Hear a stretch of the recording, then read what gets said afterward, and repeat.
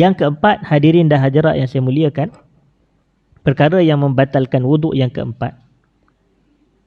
Walamsur rajuli al-mar'ata al-ajnabiyyata min ghairi ha'il.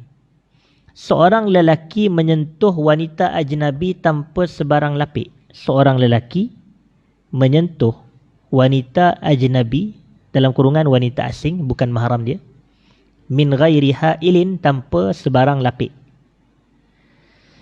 Di sini sebenarnya ada beberapa noktah penting.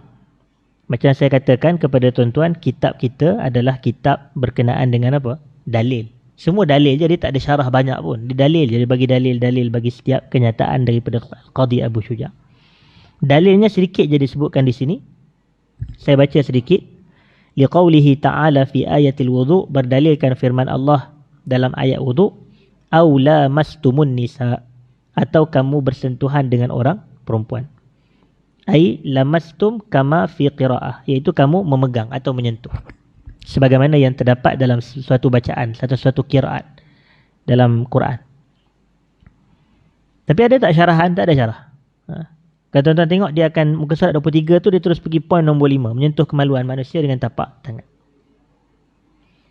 Dan saya kata dari sudut syarahan, nak menjadikan wuduk terbatal dalam poin yang keempat ni, dia ada 5 syarat. Ada 5 syarat yang menjadikan wuduk seseorang itu terbatal menerusi persentuhan di antara lelaki dan perempuan.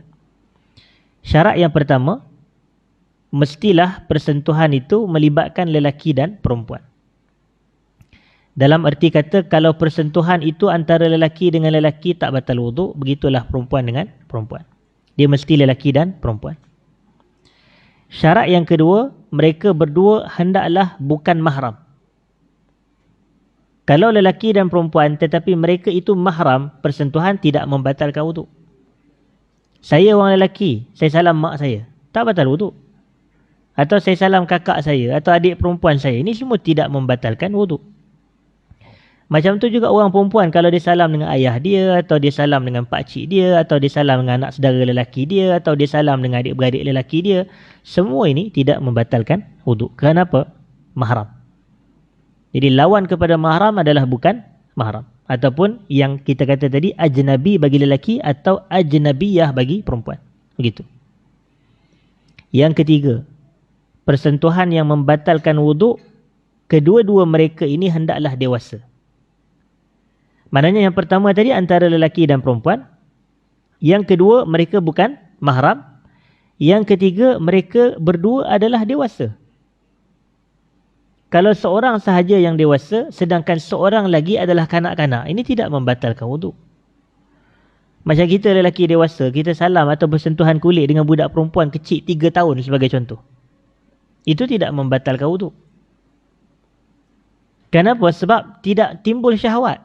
Kalau secara naturalnya, secara normalnya, tidak timbul syahwat kalau kita bersalam dengan budak kecil umur 3 tahun, 4 tahun. Melainkan dia telah mencapai kepada haddun yushtaha tu, satu tempoh, satu had yang naik nafsu syahwat. Biasanya yang naik nafsu syahwat ni kalau dia dah dewasa lah. Begitu. Jadi diikat, kedua-duanya mestilah dewasa. Itu yang keberapa? Yang ketiga. Yang keempat, persentuhan berlaku pada kulit. Maknanya berlaku persentuhan itu antara lelaki dan perempuan yang dewasa yang bukan mahram pada kulit. Pada kulit. Maksudnya kalau persentuhan berlaku pada selain kulit, contohnya kuku, atau gigi, atau rambut, atau janggut, semua ini tidak membatalkan wuduk. Kenapa? Itu bukan kulit. Dan yang kelima, persentuhan itu berlaku tanpa lapik. Persentuhan berlaku tanpa lapik. Maknanya kalau seorang tu dia berlapik, seseorang itu tidak berlapik, berlaku persentuhan, ini tidak membatalkan wuduk. Kalau orang tu dia pakai sarung tangan ke, kalau apa semua. Macam tu juga kalau pegang baju atau pegang kain atau pegang tudung, semua ini tidak membatalkan wuduk. Tetapi kalau orang itu adalah bukan mahram, dia pegang baju, hukumnya adalah haram.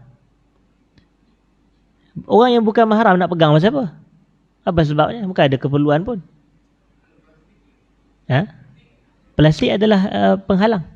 Jadi yang tu plastik dianggap sebagai lapik. Plastik ke, kain ke, tisu ke, sarung tangan ke, semua itu adalah ha'il dalam bahasa Arab. Ha'il ni adalah penghalang. Maknanya dia mesti kulit ke kulit.